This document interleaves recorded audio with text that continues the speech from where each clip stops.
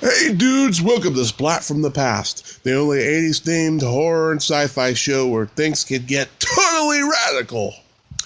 Now today, I will be welcoming a lady who works at Fangoria magazine. Her name is Natasha Pascetta, and she is the host of a podcast called Class of. And sometimes it's Class of 1979, sometimes it's Class of 1989. Where she interviews a horror movie actor or actress from a movie that came out in 1979 or 1989. And I'm having her on the show today to talk about all things horror, and I can't wait. She seems like she has a very good personality on air, and all that stuff. That I'm so excited to be talking to her today. I love talking to people about horror. I haven't had a horror conversation in quite a while. Not since probably when I had Todd Sheets on last October. So it's going to be a lot of fun.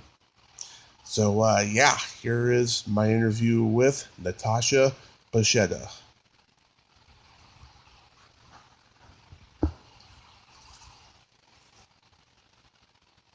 Hey Natasha.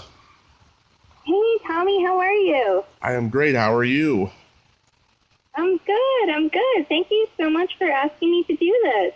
Oh, my pleasure. Yes. I mean, I've listened to your podcast, Class of, and you sound like you have a very good personality, and you sound very lovely. So I thought, I should invite her on my show. Oh, thank you. No, this is so. I love talking about horror and Fangoria and everything. So excited to do that. Awesome, awesome. Wow, what a strange time we're in, right? I know. It's so crazy. I just actually, my boyfriend helped me set up a makeshift podcast studio in our closet. Wow. And I have a table and my microphone all set up against all of my clothes. So Wow. it's really funny, having to improvise during this time. Yeah. Make sure you don't lock yourself in. I know. I might just fall asleep in here. But yeah, I mean, that's the great thing about podcasting. You can pretty much do it from anywhere and, connect with people still. And, it's kind of something that really hasn't changed too much during all of this, which is great.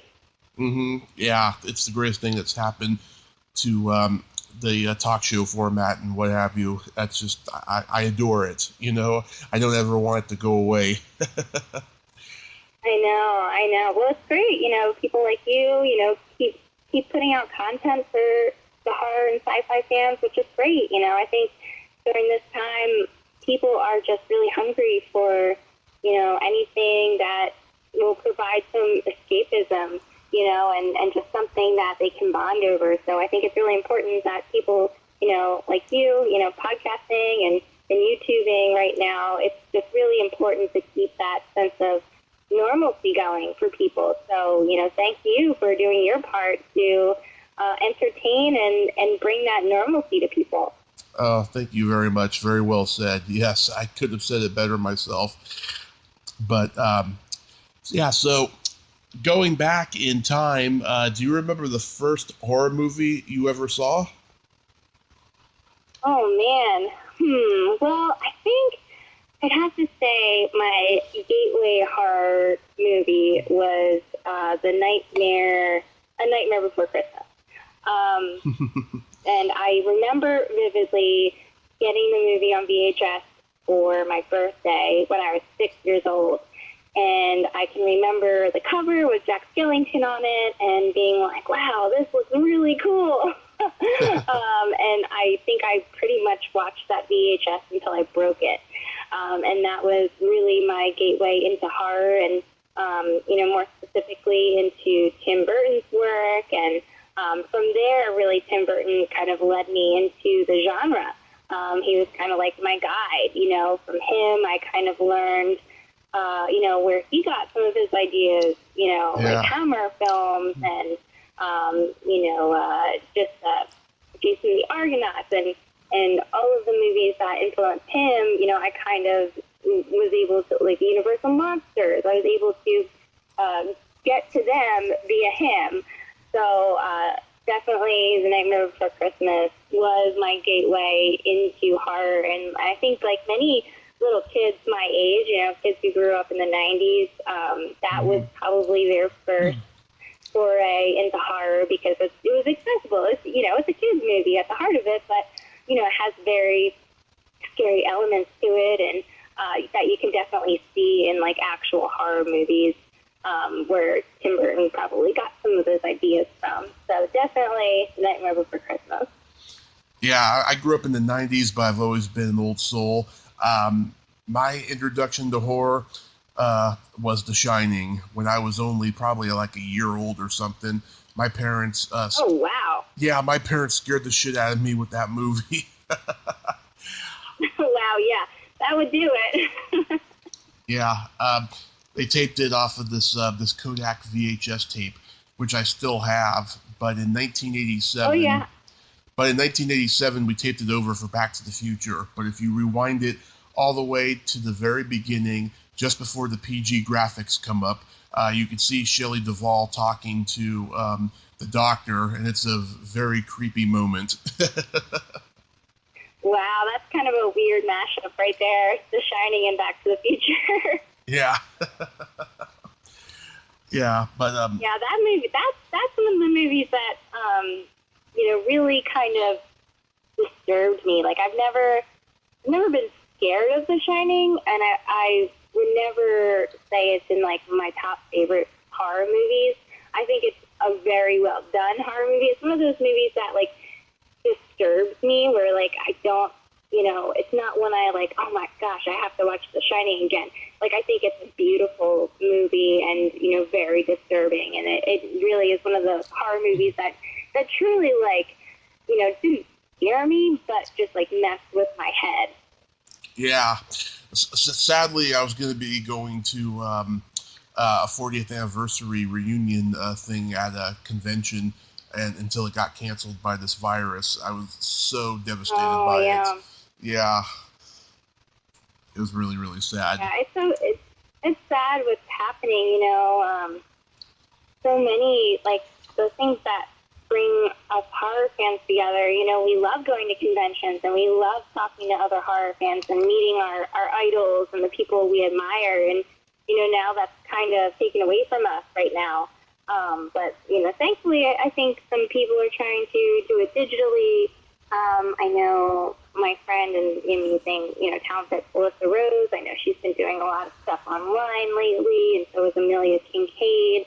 So I think people are figuring out how to do it digitally, but I don't ever think that you can replace that, like, tangible, you're in the same room, you're talking to other people, feeling that comes with actually physically going to a convention and meeting people face to face. Like, there's something that's always going to be missing, but I think, people are coming up with some good and creative ways to get some of that back. Yeah, I don't know what's going to happen with the future conventions after this, though. I just hope it doesn't go away, because I've had so much fun going to them, Yeah. Yeah, same. I'm definitely gonna miss it. I had tickets for Texas Nightmare. So I'm based out of Dallas, Texas, and it got moved to September, but I already am getting refunds for some of the photo ops that I bought, which I was really excited about. I'm a huge Alice Cooper fan, and they were going to have a really special double photo op with Alice and CJ Graham as Jason to replicate the cover of The Bloody Best of Fangoria Volume 6, where Alice and Jason are, like, choking each other. Yeah. And that's one of my favorite covers ever. And so I was really excited to get that photo op, and then CJ Graham canceled, and I think Alice is still pending on whether he's going to be able to make the September dates. So I was, like, so bummed that was canceled. But then again, I did get, like, $1,000 back in my bank account. So, I mean, there's some silver lining, I guess. Yeah, every time I see CJ, I never see that picture on his table, and I want it so badly. Oh, it's so good. It's my favorite. It's my favorite Fangoria cover ever. Yeah. So, what are your favorite horror movies? Oh man, my favorite horror movies. Okay, I've got a handful. I love Phantasm. Mm-hmm. That movie for me helped me get through high school.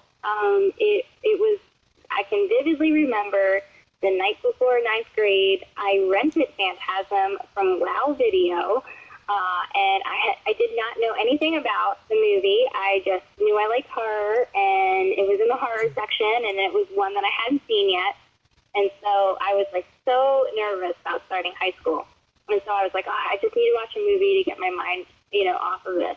Mm-hmm. And so I rented Phantasm, and it blew me away. And it was just like so well done and just so gorgeous to look at, but also so frightening with a tall man. But the thing that really helped me was seeing Mike, who was about 14 at the time, so he was around my age, starting high school, and watching him like take on the tall man, an actual villain, and be able to have that courage to stand up to something really scary.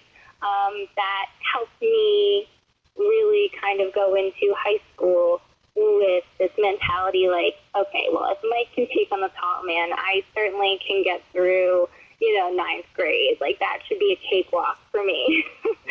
So that movie will always, have a place in my heart because of that, and just because I love the characters. The characters are so vivid and so warm, and I think it's a really special friendship that Reggie and Jody and Mike have, because they're all different ages, but they're like best friends, and that's something that I have always experienced in my life, where my friend groups have ranged in age all over the place, and I think that's something really special, that where you can just say, like, age doesn't, really define who you're friends with or who you resonate with.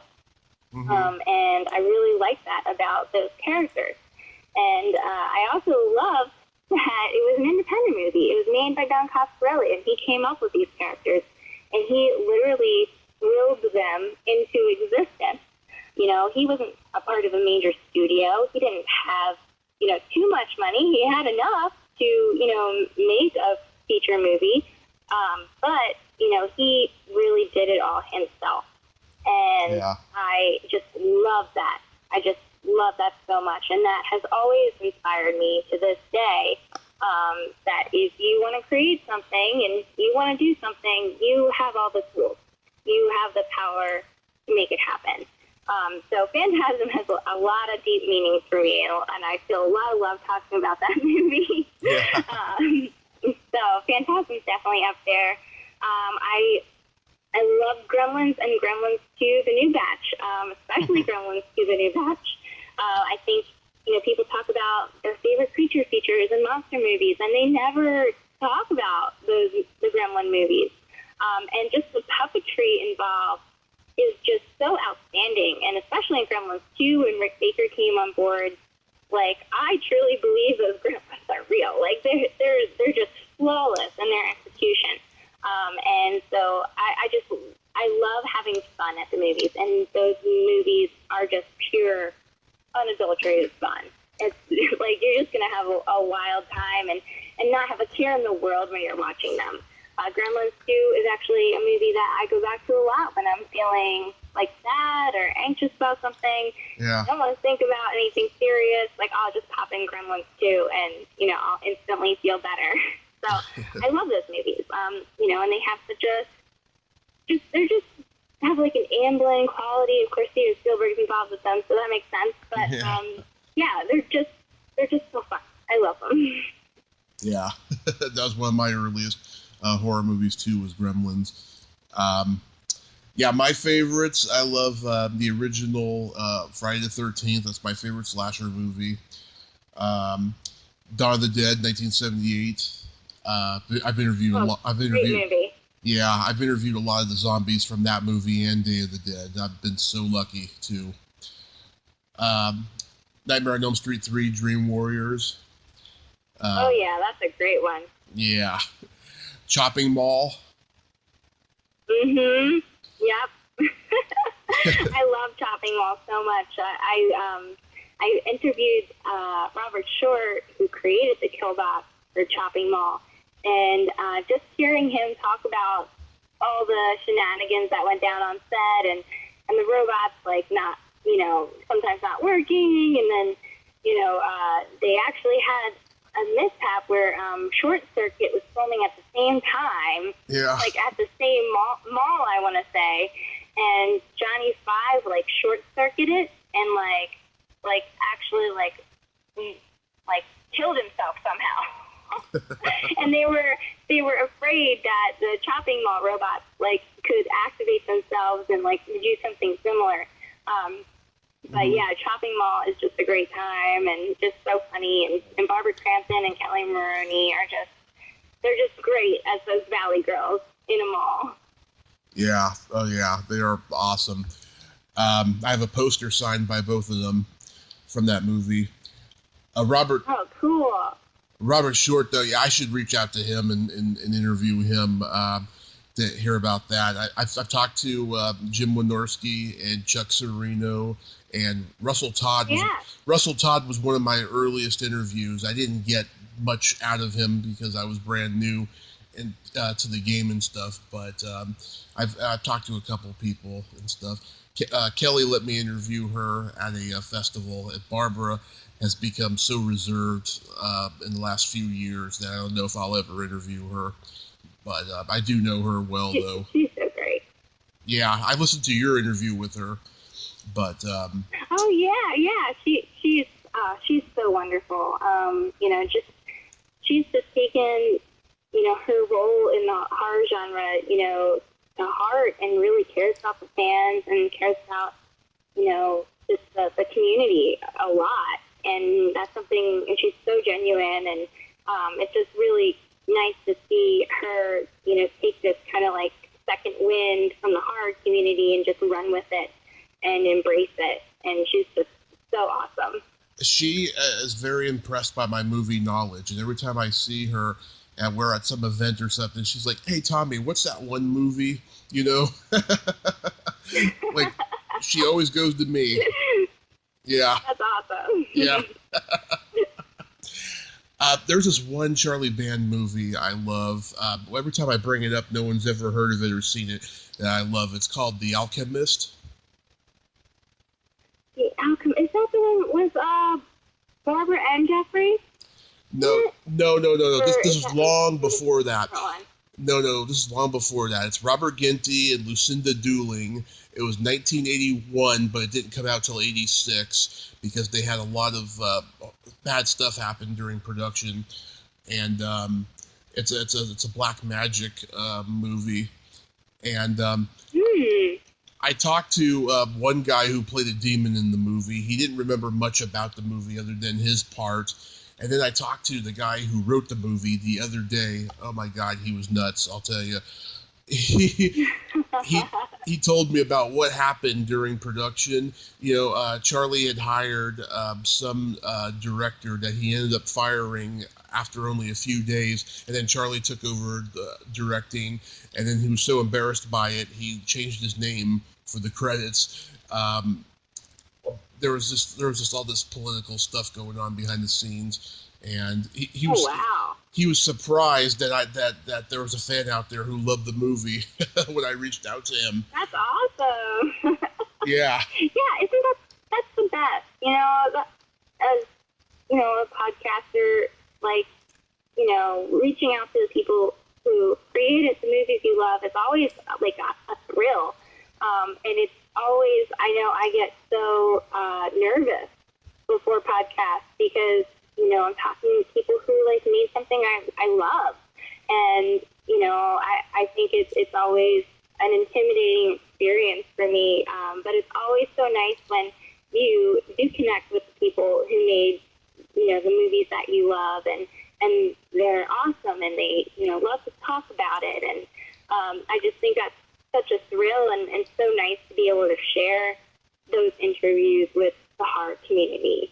Yeah, or you find out that certain people are crazy, and then you find out why people don't ask them for interviews. Yeah, exactly. Yeah. It happens sometimes. You're like, oh, okay. But we'll get into that once we talk about your podcast in a little bit. But so back to my list, though. Oh God, there's so many horror movies I love. Dracula, 1931. The original the original Carrie.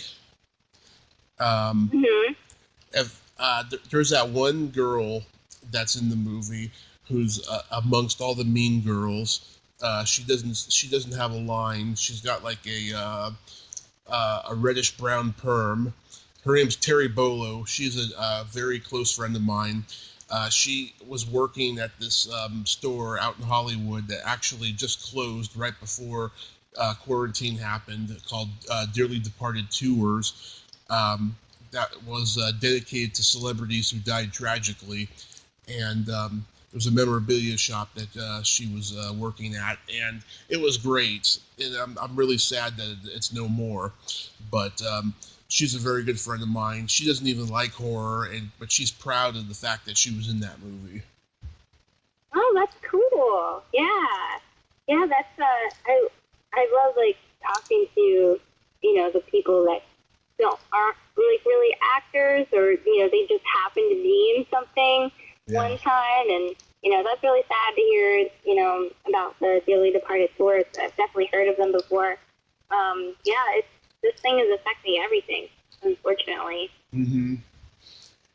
And then I gotta put Reanimator on the list. Oh yeah. The Evil Dead. Silent Dead. That's one of my favorite franchises. Yep. Silent Night, Deadly Night. Larry Cohen's The Stuff. Oh yeah. I have one of the last cups he sold at one of his last conventions before he died. A stuffed cup. Oh my God, I treasure that. I got it signed by him, Lorraine Landon, and then I went to another convention, had Paul Sorvino sign it. And I hope after this whole thing is over and conventions come back, I hope Brooke Adams will be booked. I'll have her sign it next. Oh, that's cool. Yeah. Man, we have a replica stuffed cup in the Fangoria podcast studio, but yours seems really cool. I got one of the originals. Yeah. That's awesome. He kept, I don't know how many he had, probably 2,000 of those in his closet for 30 years, and he brought them out for the 30th anniversary and started selling them, and I got to have one from one of the last batches. So, yeah. That's special. Yeah, you better keep that forever. I will keep that forever. It's already bent and everything from being in his closet, but I'll always treasure that. That's special right there. And then I gotta put Sleepaway Camp on my list. Oh yeah, I adore Felissa. She's so fantastic. She's just like such a bright light of positivity everywhere. Like she never stops being positive, and is always so gracious to the fans. And I've thankfully had the experience of working with her, producing the podcast Casualty Friday with Felissa Kane Cotter and Tiffany Shepis. And Felissa is she's so funny and just so loving. And I love that she's embraced, Angela. And the thing that's so cool about Felissa is, you ask her, like, oh, will you ever get tired of, like, making the Angela face? And she's like, no. She says, the day people stop asking her to do that face will be a sad day for her, she says. And she's just, oh my gosh, just so loving and so positive. And, and then you watch Sleepaway Camp, and she's like this, this poor little girl who's, turned into a killer. And, it's such a beautiful, it really is a beautiful movie. And talking about favorite slasher movies, Sleepaway Camp is my favorite slasher movie. Mm-hmm. Yeah, it's up there, mine definitely. and stuff. I used to watch it on USA Up All Night when I was a kid. Oh, yeah. Yeah. Yep. Do you have any favorite horror sequels? Horror sequels. Well, I have to say Evil Dead 2, Dead by Dawn, is in a rare case of eclipsing the first movie. Like, I would say I like Evil Dead 2 far more than The Evil Dead, just because I think they really found the humor in Evil Dead 2, and the Ash character is more defined. You know, it's been like 6 years since the first one, so they've had time to really, like, amp things up and discover, like, you know, okay, this is the world that Ash lives in, and, you know, it's very humor-filled and just off-the-wall bonkers.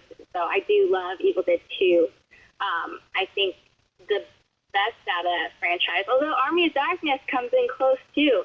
I would probably say I like The Evil Dead, the first movie, the least out of all three of those movies. But yeah, Evil Dead 2 and Army of Darkness are fantastic sequels. Other sequels, Gremlins 2, of course. Those really stand out to me. How about you? It's funny. I love Friday the 13th. I mean, I love 1 through 6, but the sequels, 5 and 6 are my two favorites. I love 5. Even though Jason's not the killer in 5, it turns out to be that crazy guy who chopped up the annoying fat guy. I still love it because the cast is great. I've interviewed most of them on here, not just once, but multiple times. And that one holds a special place in my heart. I've had about 8 people from Part 6 on here.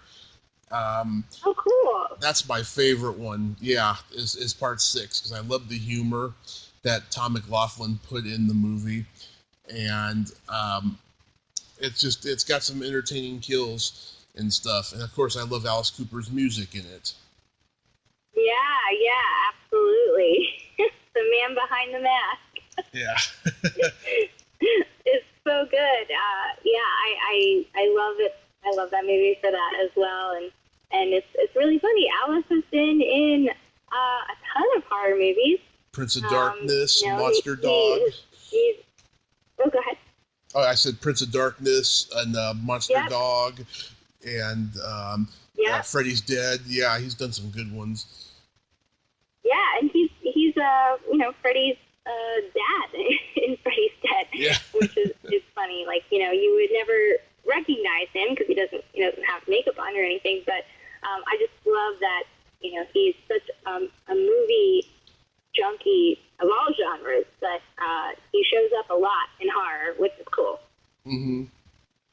I also love Dream Warriors, which I brought up. I love Leprechaun 3.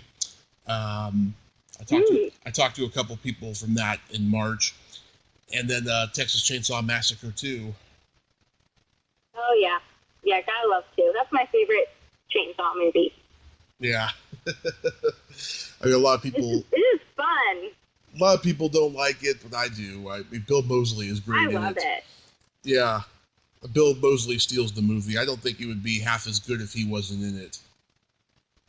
Oh no, yeah, he's so great as Top, and it was so funny because one of my good friends, she loves all the Rob Zombie movies. She absolutely loves them, and she loves Bill Moseley, but she had never seen Texas Chainsaw 2. And I was like, whoa, you need to stop what you're doing and go back and watch that movie right now, because that is prime time Bill Moseley, and every Rob Zombie movie, like, aspires to be Texas Chainsaw Massacre 2, Yeah. Like that's what they want to be.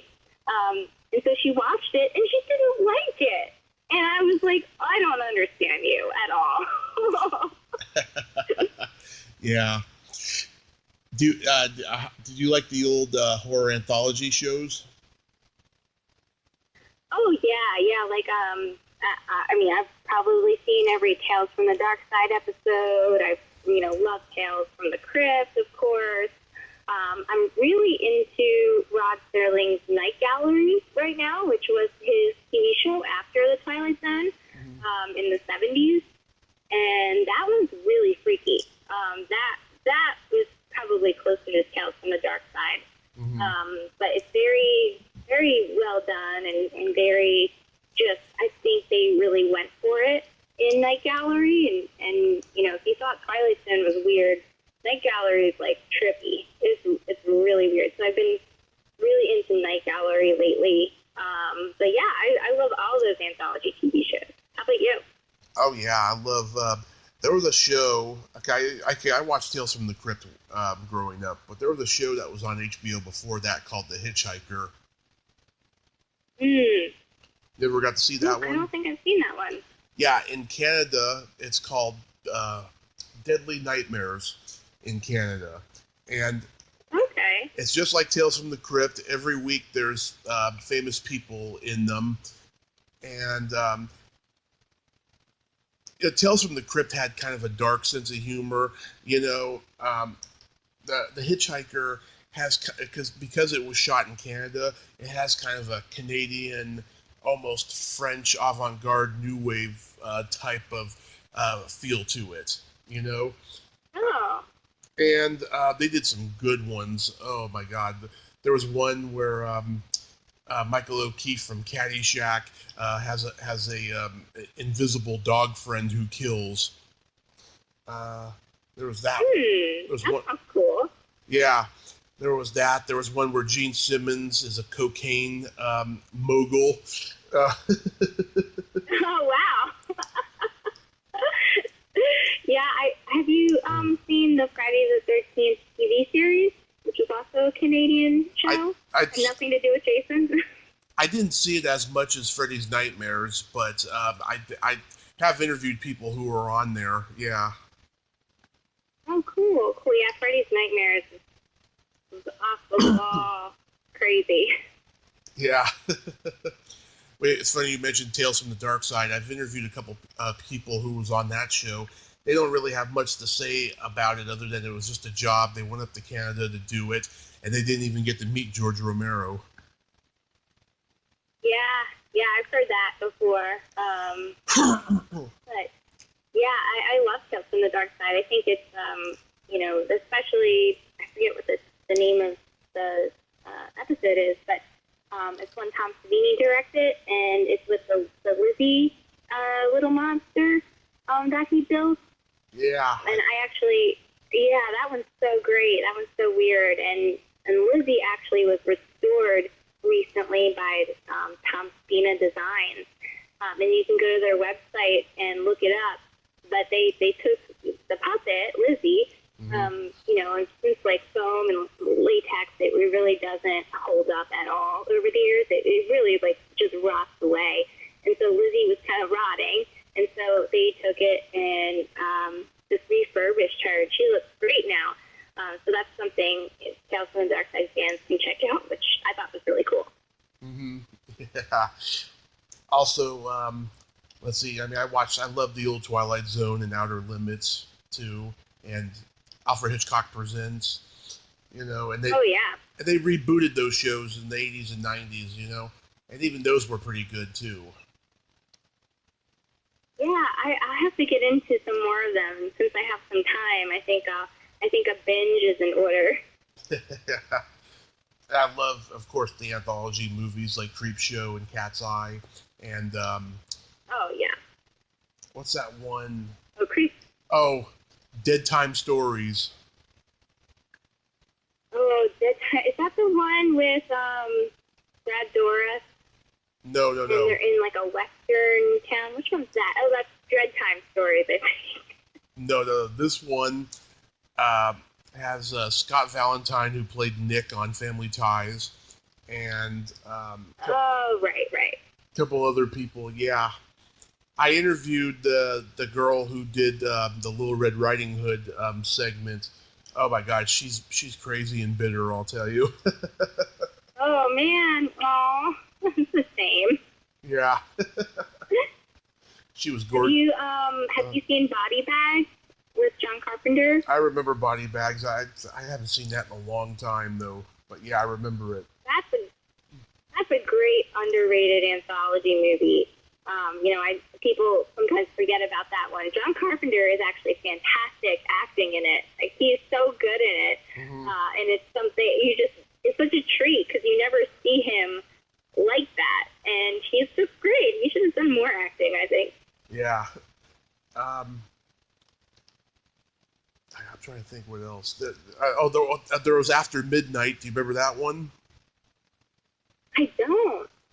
Okay, let's see. I've talked to a couple people from that.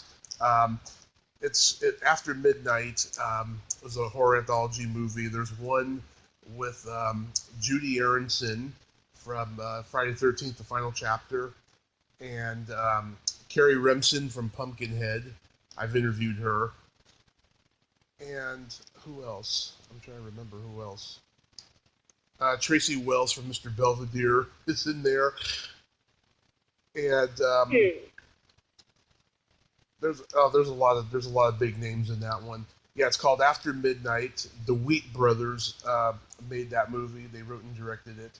It came out in 1989 from MGM, and it didn't make any money at the box office at all.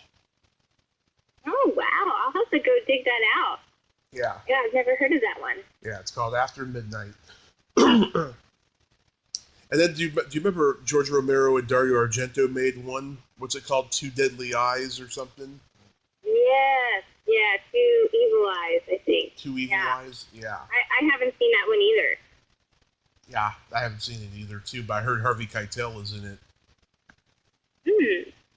Yeah, it's funny, like, as horror fans, we think we've seen it all. And it's like, it's just a never-ending, list of movies that I haven't seen. It's like, you think you've seen so many, and yet, like, there's just so much out there, it's like, that I have yet to explore. But that's a good thing, Yeah. I thank God for YouTube because I've discovered so many gems out there. Oh, yeah. Definitely. Do you think today's horror movies are just so serious and not dark enough, and they just look like promos for the special effects team? You know what?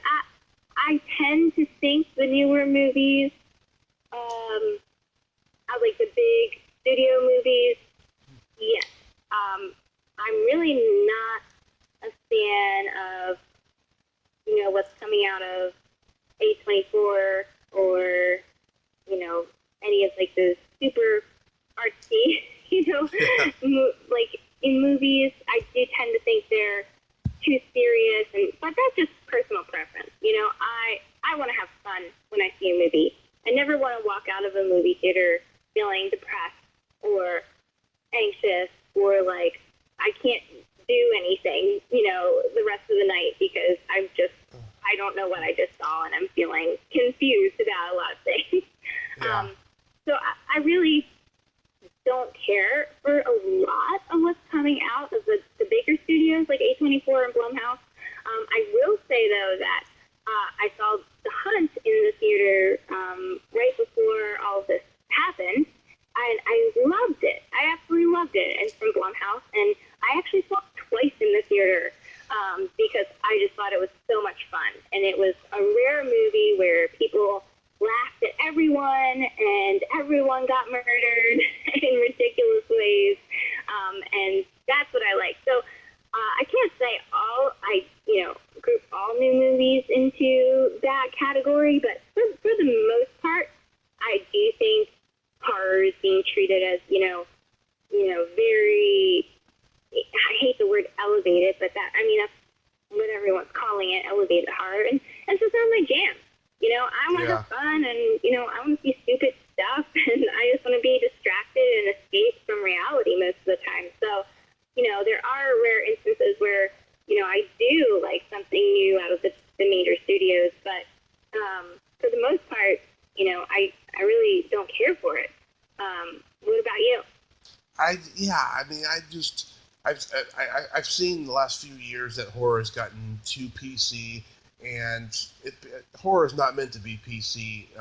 Not even back when Boris Karloff and Bela Lugosi was doing it, it was not PC. And I'm just tired of of not seeing, enough blood, enough scares, and there's also not enough slashers out there too. I just see all these ghost stories and stuff, and ghost stories are great, but they can only go so far, you know.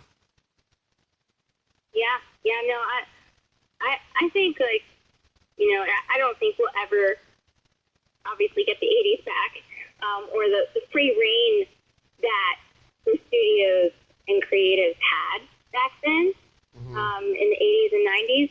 I think that's something really special to those decades that will never happen again.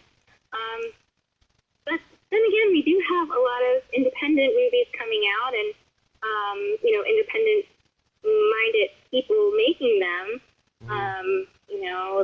So there is hope. I just watched this movie called The Headhunter. I think it's on Shudder now, and it was made for like $30,000, and I absolutely loved it. I was like floored. I was like, yeah, I want more of this. Like, yeah, it's kind of artsy and pretty, but at the same time, it had that like very Evil Dead-esque vibe to it that I really liked. So I think there definitely is hope. But I think things coming out of the major studios are a little too sanitized for the horror audience. Yeah, I agree. I mean, I'll tell you, I write horror movies, and I wrote one that I want to make. Um, After this whole quarantine is over and stuff, I hope to make it. It's not it's very much like an '80s horror movie. It's not PC at all, but it's got a very beautiful message in it. I have to say about friendship. Nice, that's awesome. Yeah, and I'm gonna try to bring that back and stuff, but there's no guarantee. Yeah, I mean, it's never going to be the same, but I think we can make it cool, in our own way, and get that spirit back. hmm So how long have you been at Fangoria? I've been at Fangoria for 2 years now, so I was, very lucky to become involved when Fangoria was resurrected. I was brought on to do social media, and started doing that, and I have a background in radio and producing, so it kind of was very natural for me to step into the podcast arena for Fangoria and build out the Fangoria Podcast Network. So that's kind of, my focus right now, and I love it. I really do. It's so great, connecting with the other horror fans out there and creating content for everyone, and I think it's so important to have people heard and keep creating content, especially during this time. And I've been very blessed to become involved with Fangoria. I did not come up in the horror genre in an ironic way. I spent most of my career in news and politics. And I desperately wanted to get out of that because I just didn't, my heart wasn't in it. Like, I don't love politics, I don't love the news. I love producing. I love creating content. I love the fast pace of, radio and television. I love that. So that's why I got into it. And then when I found out that Fangoria was coming to Dallas, Texas, being resurrected in Dallas, and I was in Dallas, I was like, oh man, it would be so wonderful to get involved with that because I love horror. That's my passion. And thankfully I was able to get involved, and here I am 2 years later, and still involved and loving it and loving getting to connect with all the horror fans out there. Wow. And this is a good time too because Fangoria has had such a resurgence. Yeah, definitely. I mean, Fangoria was gone for a couple years, and that was really sad for the horror community. And thankfully in 2018, we brought it back, and now it's back on shelves and back in everyone's hands. And it's a familiar but souped up version of the magazine. It's very, it's like a coffee table book. You can put it out. It looks like a work of art. It's absolutely beautiful.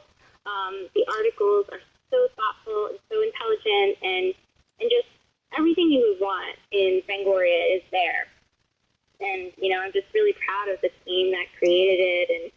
And I think everyone is just happy Fangoria is back, and we're not just back in magazine form, we're digital too. We have Fangoria.com, which we recently launched back in December.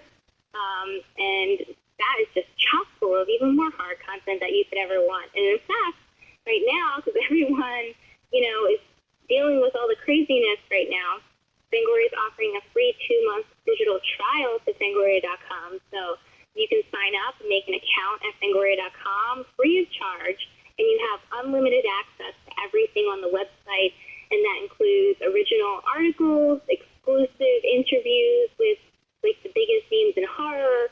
You have high-res scans of the original run of Fangoria from 1979, which is really, really cool. So you can go back and read the original issues, which is awesome. And there's so many podcasts, and we have original video content on there. There's just a ton to keep you occupied right now, so you can make your free account and have unlimited access right now. So we're trying our best to, keep the horror community occupied and just give everyone something, good in their day. That's the only good thing in your day right now. That's awesome, and I'm so glad that Fangoria can be there for people right now. Yeah, so they happened to Famous Monsters of Filmland. They came back. Someone bought them in the Bay Area and stuff. They're kind of struggling though.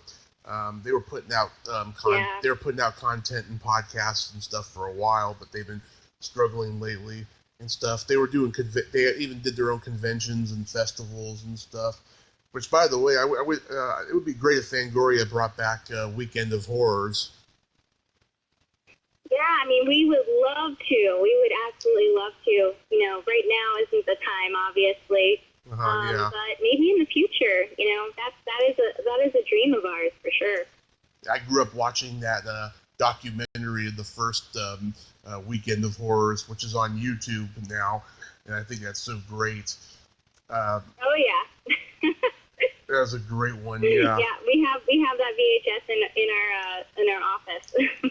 I talked to Jewel Shepard when I first met her a few years ago. She remembers doing that interview for that. She said that she was high on cocaine when she did it, and wow. The very next day, she woke up and her appendix burst.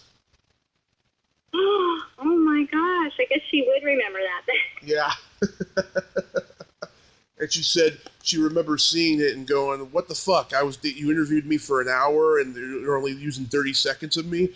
Wow. Yeah. She's funny. I love her. Oh yeah, she's great. I love Jewel. Oh my god. Me and Felissa, we did a video shout out to Jewel one time, and I made Felissa just howl. I said, "Bye, Jewel. I miss your boobs," and she started laughing. Oh my gosh. Yeah. Felissa's the best. She's the absolute best. Yeah. So how did your podcast Class of come about?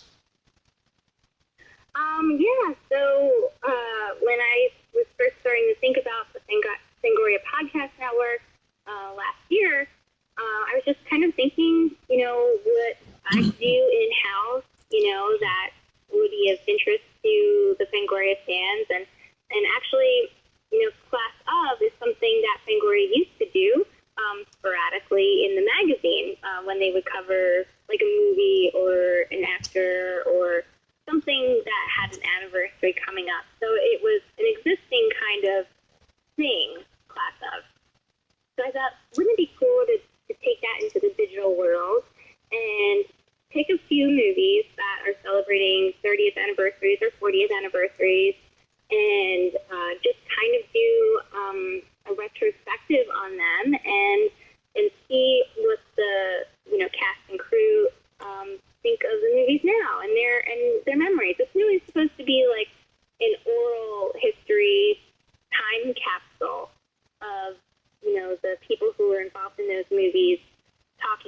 their memories.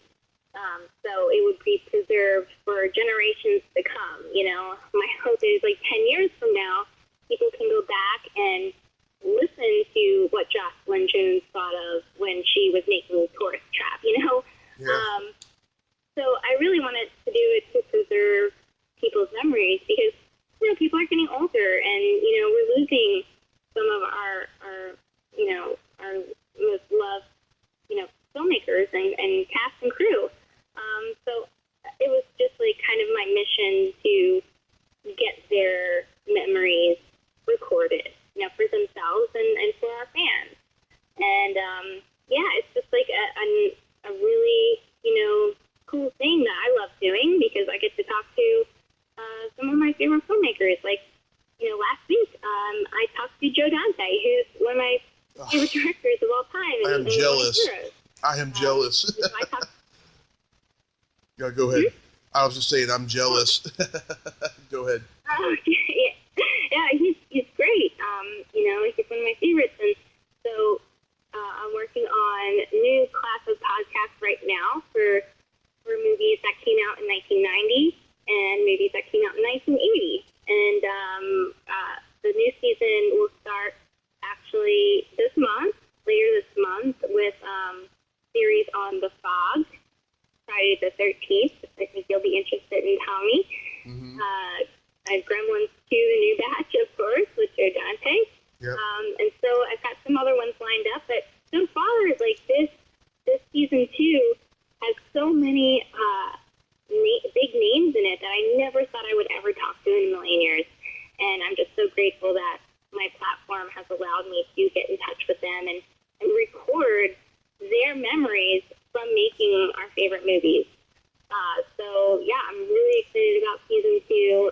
It's going to start at the end of April with The Fog. Nice. And I have Adrienne Barbeau and Tom Atkins on to talk about making that movie, which is really cool. So I just really wanted it to be a time capsule for people. Yeah, I've had 2 Fog interviews since the year started. John Goff and Ty Mitchell. I love The Fog, but God, I'm so jealous. You got Joe Dante, Adrienne Barbeau. That's just amazing. Yeah, I've listened. I was so nervous, Tommy. You were really nervous?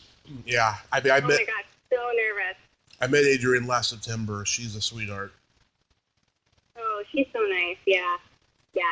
It's always really awesome getting to talk to the people you admire, but it is nerve-wracking. I hyperventilate for hours before those interviews, and I'm a freak about getting my questions all done and in the order I want to ask them. And me too.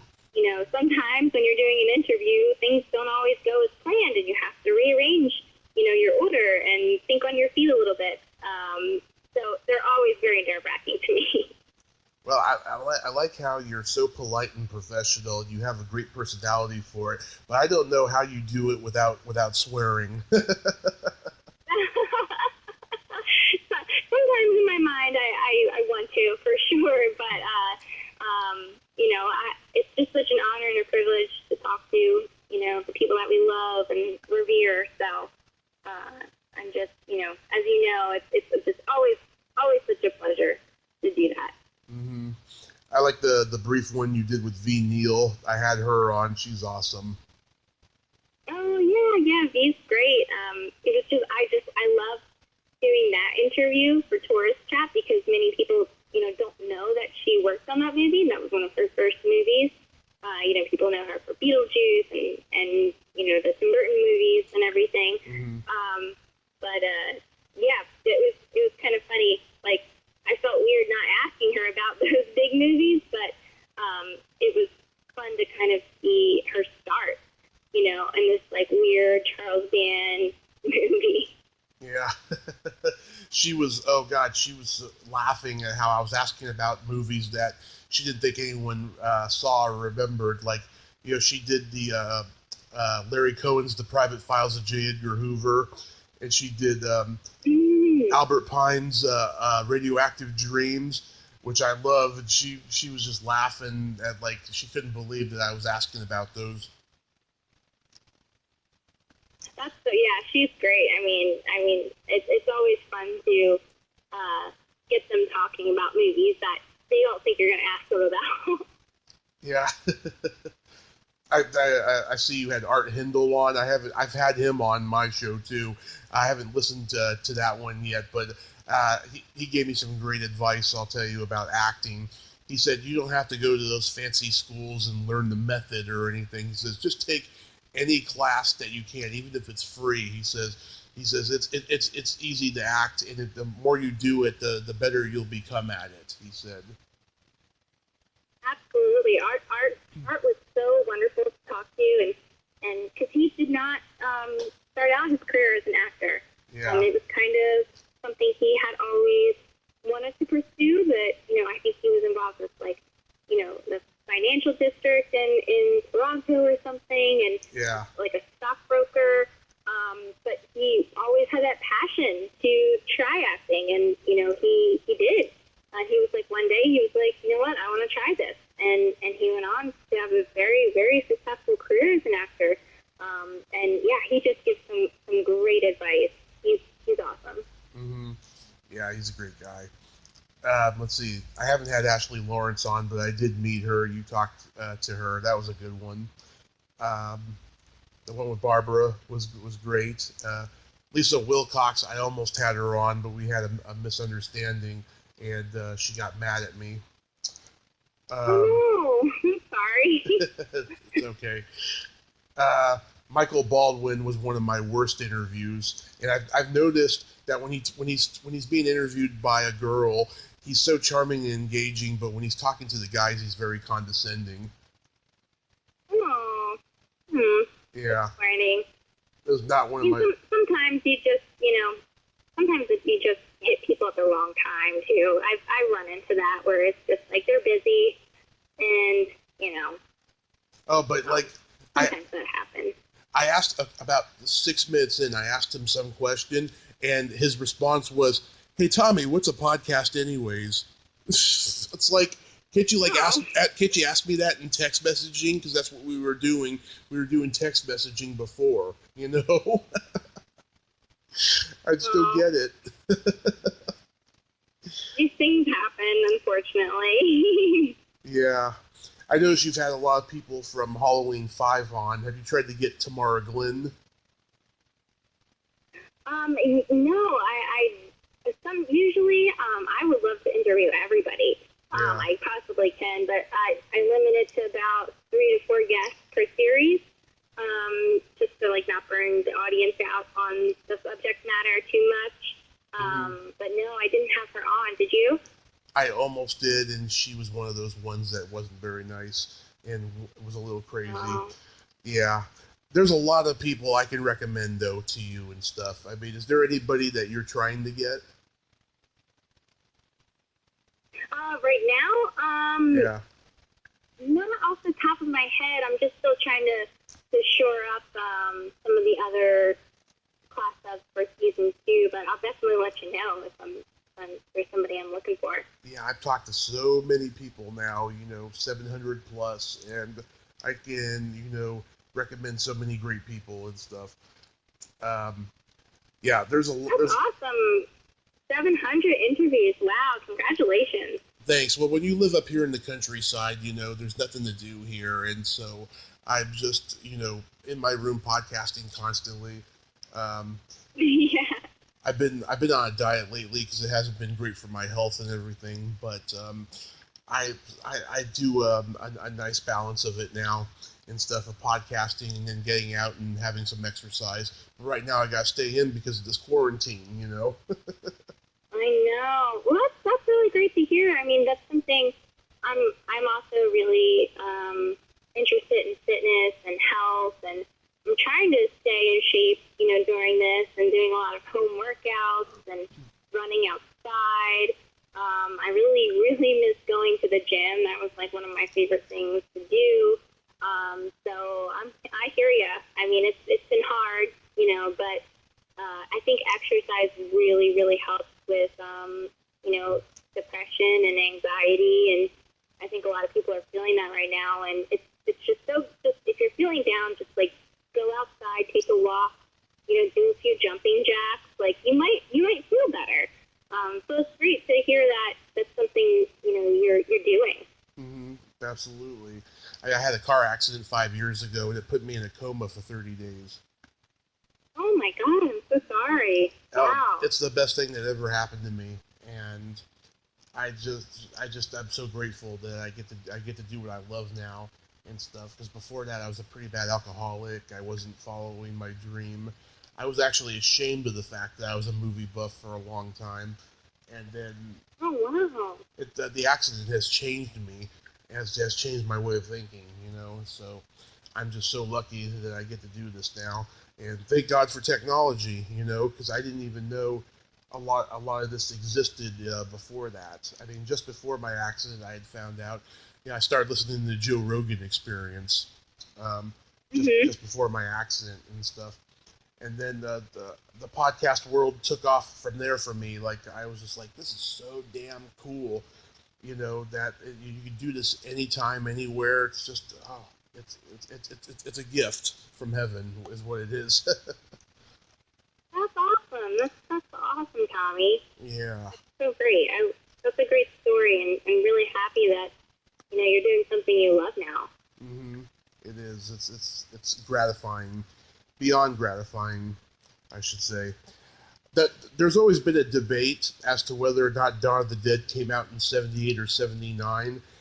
Is that on your list for like class of '79?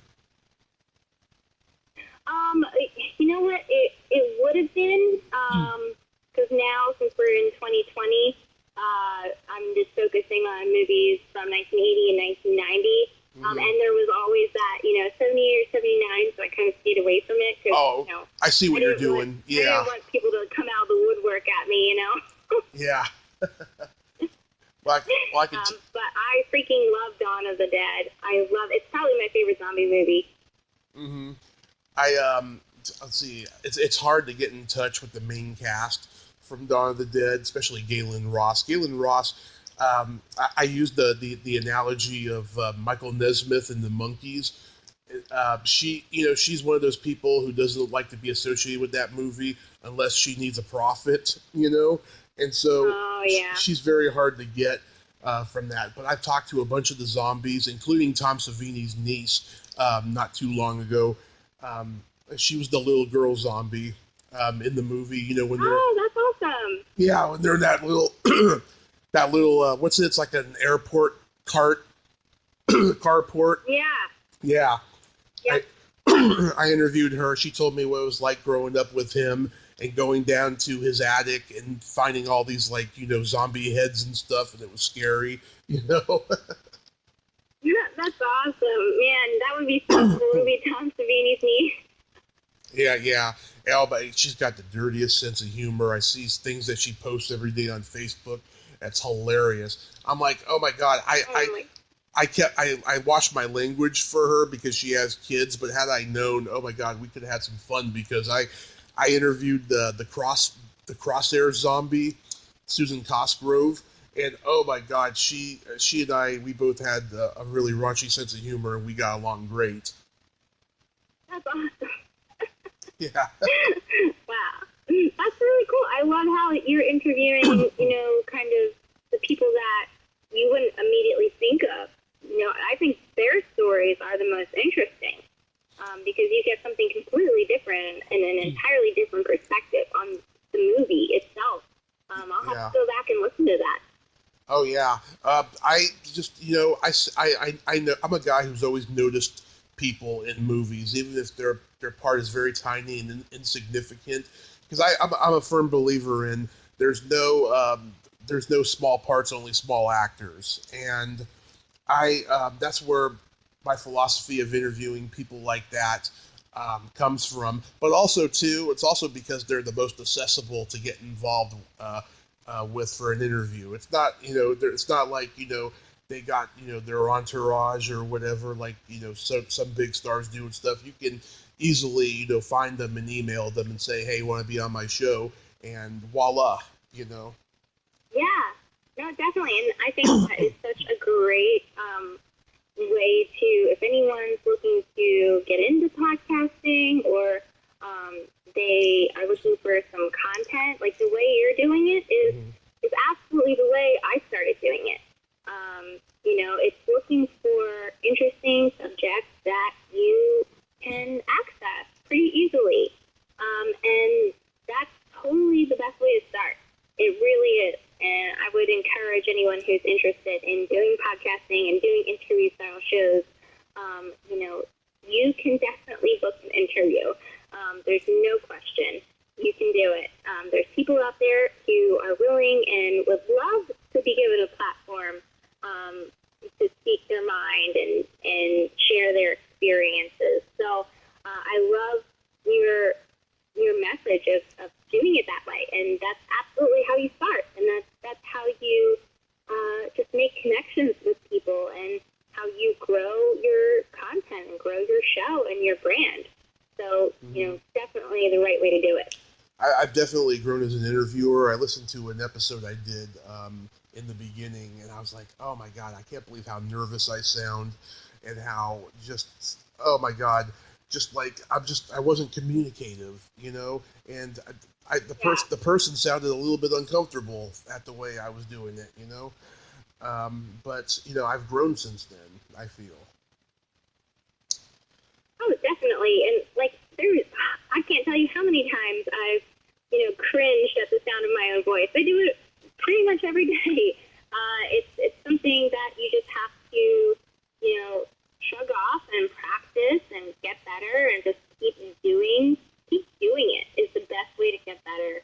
And, we're all human and we're all going to make mistakes and we're all going to sound like doofuses sometimes. Yeah.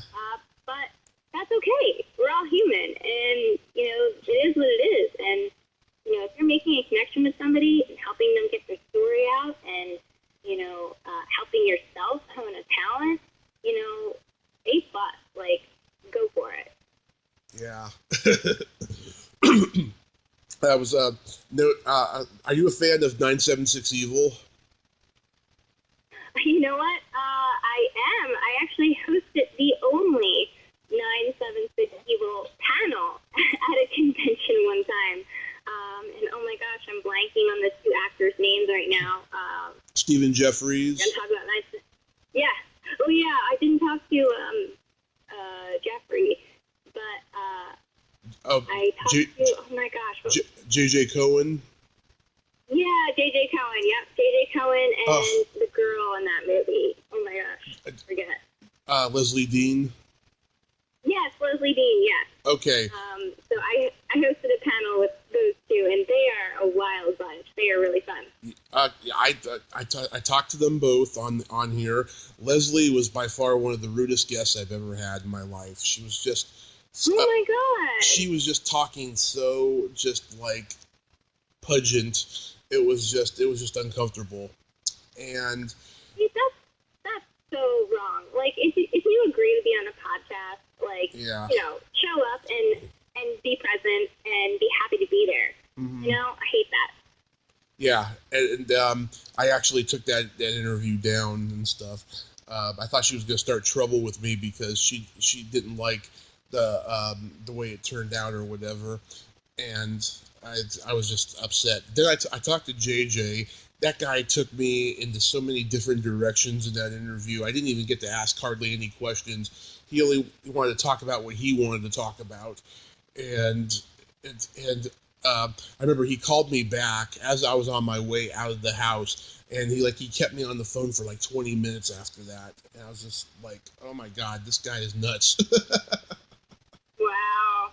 Yeah, I was lucky. I was at a convention with them, so it was it wasn't too much, interaction. But yeah, that sucks.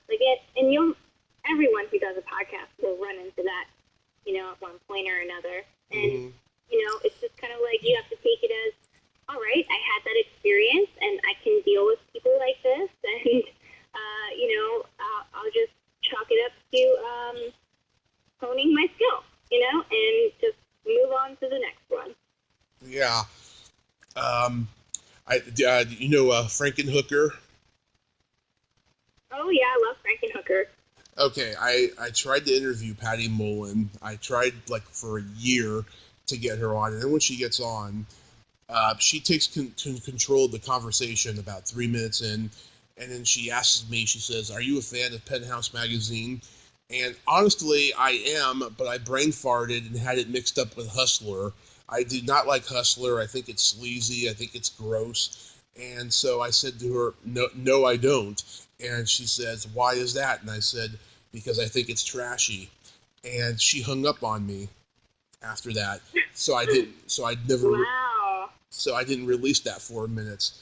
I was just, oh my god, I couldn't believe it. And I felt bad later, like months down the line, when I figured out that no, I actually meant Hustler was trashy, not Penthouse. I was just out of my element. Yeah, Patty's always on my dream list to talk about, especially for, class of 90. hmm Jane Tucker came out in 1990. I've really tried to get her on, but she just does not seem to be interested, and that's okay. Some people just, they're done talking about it. They're done talking about their experience, and it's out there, and to each his own. I do recommend talking to James Lorenz from that movie. He is hilarious, and he's nuts too, but he's hilarious. We talked for like an hour, right? And like he's talking to me on his landline, and then on his cell phone, his dad calls, and his dad joined in for like 10 minutes of the conversation. It was hilarious. Oh my gosh, that's funny. I'll have to Yeah, go check that out. yeah. It was a great interview. I do recommend James though, but I wouldn't recommend Patty. But Yeah. do you know Rebecca McKendry? Yeah, Rebecca. We actually have a long history. She was when Blumhouse.com was around. She was the editor, and I wrote freelance articles for Blumhouse.com while I was doing my news job. And so we met there, and she has such a storied history with Fangoria.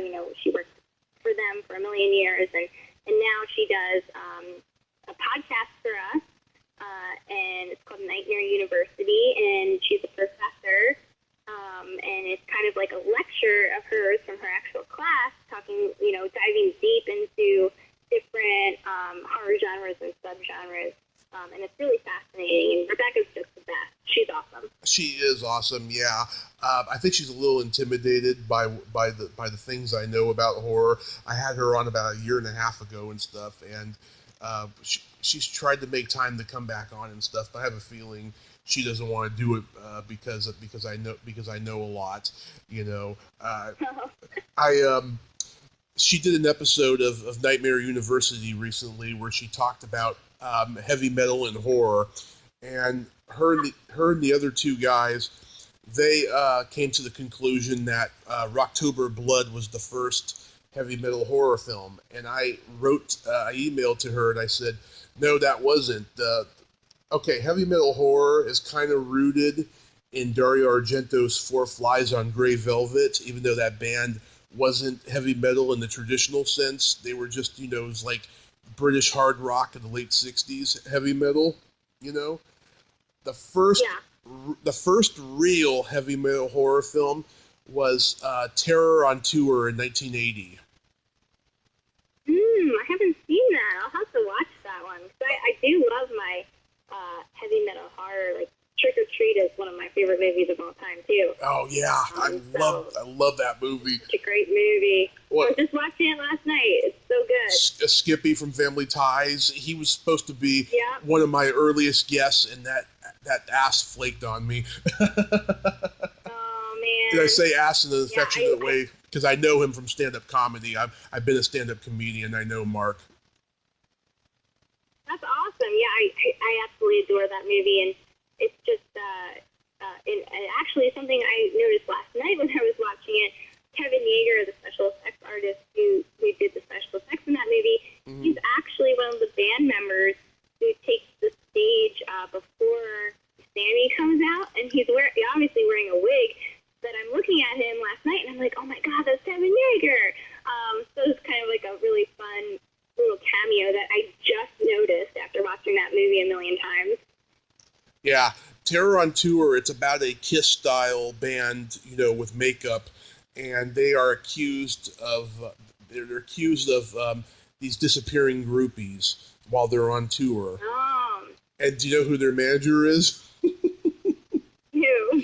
In his very first movie, the soup Nazi on Seinfeld. No way. Yeah, Larry Thomas is their manager. He has no mustache. He's very well groomed and stuff. He was actually a pretty good looking guy back then. And it's just, I was laughing my ass off. I'm like, it's a soup Nazi. That's crazy. Well, I have to check out this movie. I've never heard of it before. Yeah. Terror on Tour. Terror on Tour, yeah. It's pretty good. As bad as it is, it's pretty good. But yeah, I mean, I watched that. I watched Hard Rock Zombies. I watched Black Roses. I love Black Roses. What's that one? I love Lizzie Borden, so. Yeah, what's that one? Rock and Roll Nightmare?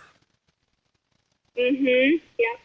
Yeah, the heavy metal horror movies are very underrated. They should actually come back, Oh, I love them. They're just so fun and just like a snapshot in time of, the decadence and the music of the 80s, which was just so fantastic. And, I mean, 80s was a great time for horror, but also an amazing time for music. And pairing them together was just like fire. Yeah, it's pretty awesome. So Natasha, there's this game that I like to play with my guests, and it's kind of an anti-James Lipton questionnaire.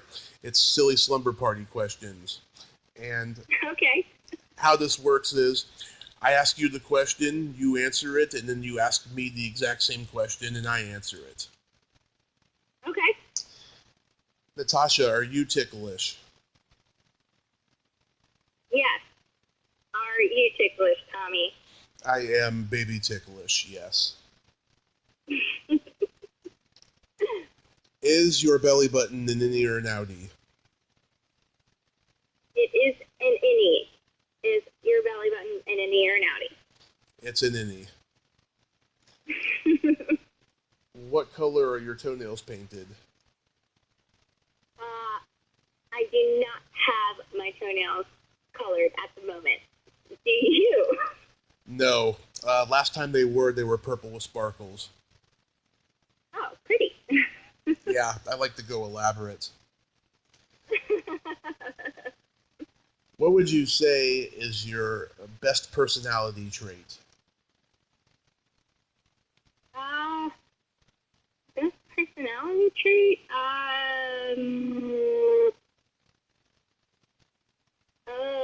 Geez. I don't take things too seriously. What is your best personality trait, Tommy? My sense of empathy. Nice. Mm-hmm.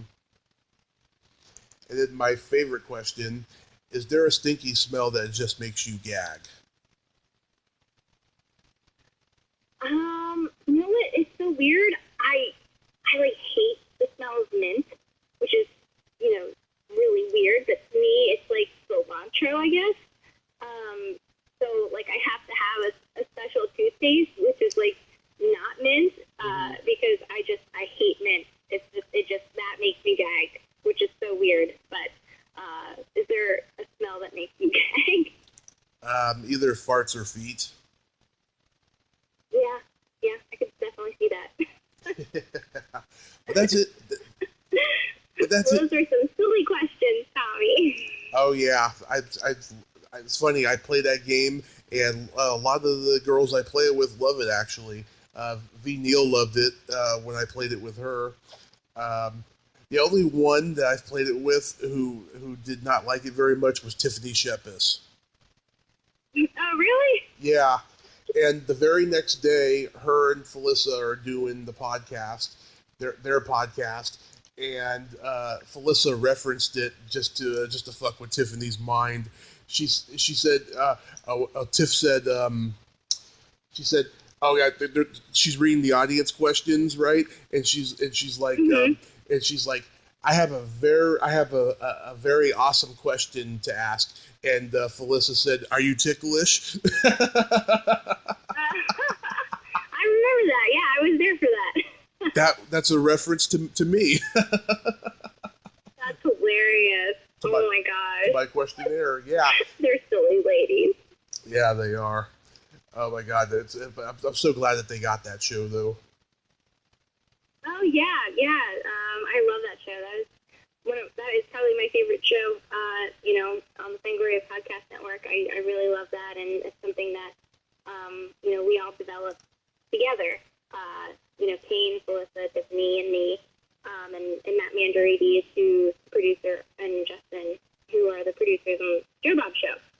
Oh yeah. So we all came together and we're like, yeah, this is a great podcast idea. Let's do it, and it's so much fun to do, and I love those three to death. They're some of the best humans I've ever met in my life.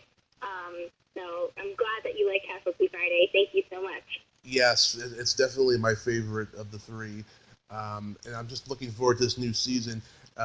Yeah, it's great that depending on the year, what you're going to do for the 30th, 40th anniversary. That's pretty cool. I'm looking forward for Class of '80 and '90. That's going to be pretty cool, I think. Thank you, Tommy. Yeah, I'm really excited to share it with everyone, and starting in late April, the new seasons will start rolling out. So, yeah, can't wait for everyone to hear. For Class of '90, I'd love to hear somebody from Mirror Mirror, but it's very hard to get in touch with Rainbow Harvest. She has a new name now, and she's like just so over it, I know. I love that movie and have thought about it, but yeah, it's really hard to get her to talk about it. So, yeah, but who knows? If I find her, I'll let you know. Yeah, she did a TV movie of the week in 1991. I think it's called Teen Angel or Earth Angel or something. Kathy Podwell from Night of the Demons plays this teenage girl who dies in 1961, and in 1991 she comes back to help her best friend's daughter, and Rainbow Harvest is the best friend's daughter. Um, it's so funny because at the end of the movie, all the characters find love, and they're all slow dancing, and you see Kathy slow dancing with James Dean up in heaven at the end. That's awesome. Yeah. I'll have to check that out. Yeah, I think it might be on YouTube. But Oh, cool. yeah. Well, Natasha, thank you so much for coming on today. I was curious, are you on Facebook and Twitter at all? No, but I'm on Instagram. If anyone wants to follow along, my Instagram is just my name, at Natasha Pascetta. And yeah, and follow Fangoria on all the platforms, and I'm on there a lot of the time. And yeah, you get a free digital membership if you go and make an account at Fangoria.com. And we've got a lot of hard content to help get you through this crazy time right now. So definitely check that out. Yeah, you're very smart staying off of Facebook and Twitter, but I will. Yeah, but I will follow you on Instagram. And Great. yeah, oh my God, I get so many messages from people I don't even know on Instagram. All these crazy stalker girls. Oh yeah, gotta watch out on those social platforms for sure.